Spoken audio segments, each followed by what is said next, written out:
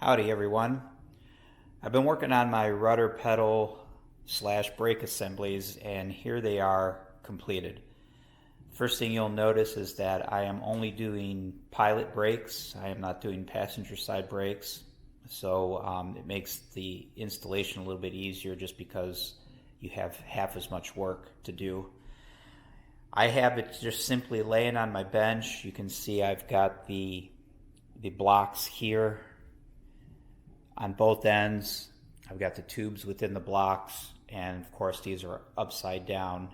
When they're in the airplane, they'll be basically hanging from the tubes instead of laying like they are here. What I had elected to do, the instructions tell you, and a lot of people will move these hole locations here, this bracket here and this one here, where the master cylinders mount. They'll move these hole locations around on both of these to get the angle of the rudder pedals to be the same, so that both rudder pedals are basically on the same plane this way. The reason that is because you've got this rudder pedal mounted to this forward tube, you've got this rudder pedal mounted on the back tube, and in order to get the rudder pedals to be in the same plane in this orientation, the bases are going to be at an angle. Since this is mounted on here and this rudder pedal is mounted on this back tube, the rudder pedals themselves are going to be at an angle. This one is going to be going in this direction and the other pedal is going to be coming in this direction. But if you have them lined up with each other here, that puts these pedals at different angles in this orientation. However, what I elected to do, I made both of my brackets exactly the same as per the plans, with plenty of edge distance. I made them exactly the same, and I basically relied on the fact that this assembly made by Vans is going to be in some kind of a jig, and it's going to be held in place while it's welded, and they've already done the appropriate geometry to figure out how to get these different tabs welded correctly and things like that. And it worked. I've got the tubes in the right place. It's my girl sneaking in, sneaking out. I've got the tubes in the right orientation. Make sure you pay close attention to that, because originally I had these tubes reversed and it completely threw off the pedal geometry. I was thinking I was going to have to move this bolt all the way down here to get the brake pedals to line up correctly. But it was simply a matter of having the tubes switched. So make sure you have the tubes in the right orientation, front to back. And you have your pedals lined up with one another, basically like this. And then when you look down at the brake pedals across this plane here, you can see that they pretty much line up almost perfectly with one another. So I'm happy with that. Of course, there's adjustments when you run the cables actually to the pedals. You can adjust the pedals themselves fore and aft like this. Both pedals, you'll have an adjustment, a little bit of adjustment when you do the cables to move these forward and back, but that does not, hold on, I gotta fix this, sorry. But that won't change the geometry of the brake pedals, because obviously those are attached to the rudder pedals. The master cylinders are also attached to the rudder pedals. Now this thing's starting to loosen up and flop around on me. Sorry about that. Stand by one. Again, working one-handed here.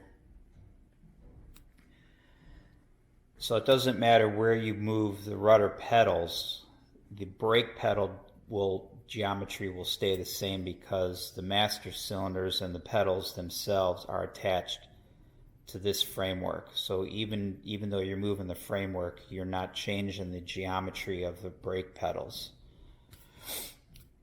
if that makes sense.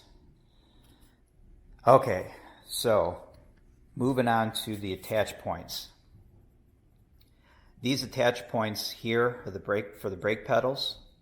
These attach points here for the master cylinders, and these attach points here for the master cylinders. You want them to be nice and secure, but you don't want them too tight that the master cylinder can't bring the pedal back. So when you activate the brake, you want the master cylinder to be able to bring that pedal back so that you don't drag the brakes. But if you have these connections too loose, you get a lot of slop and a lot of play. So you have to fool with it. The plans dictate, well, they don't dictate. The plans show you recommended bolt lengths and washers, but that's just a guide. I ended up custom making a couple of bolts. By that I mean I used these really short bolts. I think these are -4 in length, and I had to custom drill because I didn't have any pre-drilled ones, so I custom drilled my own number 4 in length bolt for this particular junction. I elected to use a very small, very thin washer under the head. I've got a thin washer between the pedal assembly and the powder coated bracket. This side is a little bit different because you've got this added 1/8 inch plate attached to it. So there's Alex, home on leave. What's up? I just had a question about Sarah had a question about her laptop. If I can ask you later. All right. Sounds good. So this bolt here is going to be a little bit longer because you have the added thickness of this plate. So your washers, the length of the bolt and the washers are going to be a little bit different. Bottom line is you want to remove as much slop as you can in these brackets, this bracket, and this bracket here. These attach points, you want them secure, but you don't want them sloppy, and you want to make sure that you don't have them so secure that the master cylinder can't bring the brake pedal back to the neutral position. The other thing that I've elected to do, once again, I got to set this up one-handed here. Rather than stacking washers across here, I went ahead and made my own aluminum spacer. What's nice about that is when you attach the master cylinder here, it's going to dictate at this end where it wants to lay.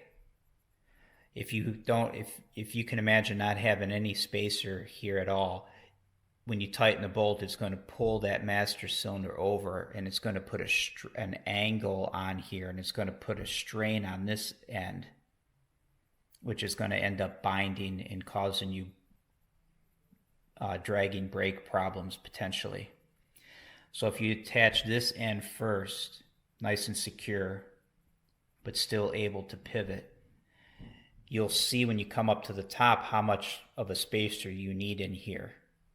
So I just went ahead and made my own custom aluminum spacers, and I was able to file them on a curve to match the curve of the master cylinder.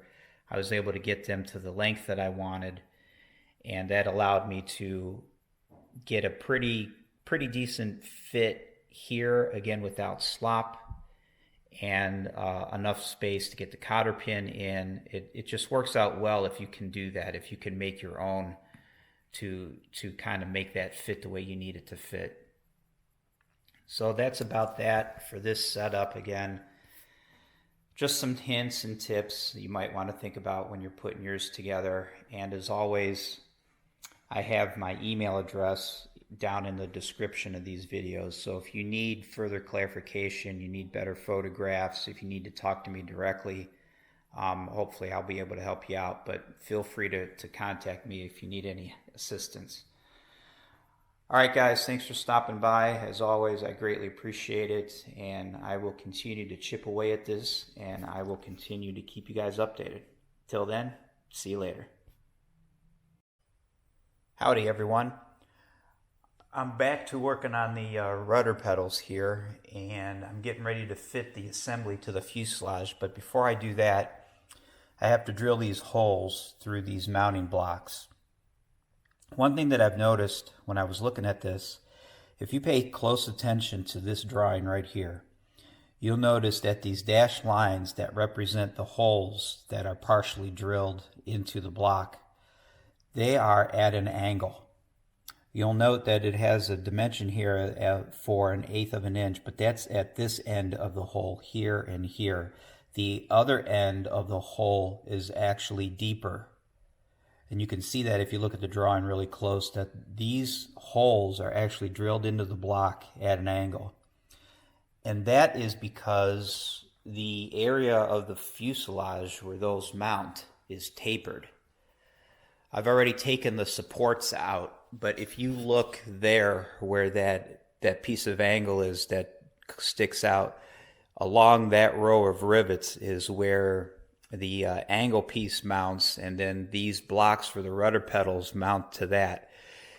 The firewall the firewall is not as wide as the spar here. So the front of the fuselage tapers as it goes forward. So the tubes, the main tubes of the rudder pedals are the same length to one another, and they run straight across the front. So the angle blocks are going to be mounted at an angle because of the shape of the fuselage in this area. So those holes are drilled at an angle. So the holes will be parallel to the tube, but the blocks will be at an angle which will rest on those aluminum angles. I hope that makes sense. So if you look here, I have the rudder pedal assembly just laying on my bench. I've got the blocks in place.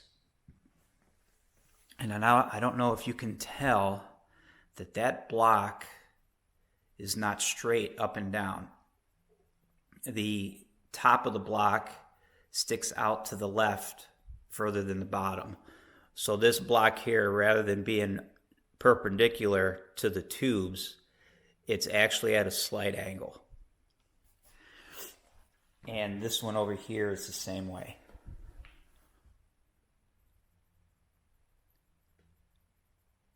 This one sticks out this way.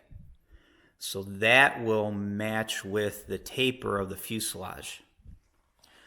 So the way that I figured that out was, I'll just use this block as an example. If this was one of those blocks with the blind holes, this has through holes. I just took I